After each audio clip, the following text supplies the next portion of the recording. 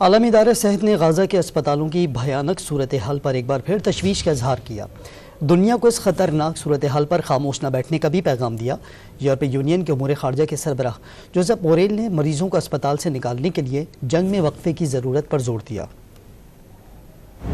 عالمی ادارہ صحت نے غزہ کے اسپتالوں کی غیر فعالی پر انتہائی حیرت کا اظہار کیا ہے۔ سربراہ نے اپنے پیغام میں واضح کیا ہے کہ غزہ کے اسپتالوں میں آپریشن روکنے کے باعث مریض سسک کر دم توڑنے لگے ہیں۔ پیغام دیا کہ دنیا کو غزہ کے اسپتالوں کی اس خطرناک صورتحال پر خاموش نہیں بیٹھنا چاہیے۔ انہوں نے غزہ میں ایک بار پھر جنگ بندی کا مطالبہ دہرا دیا۔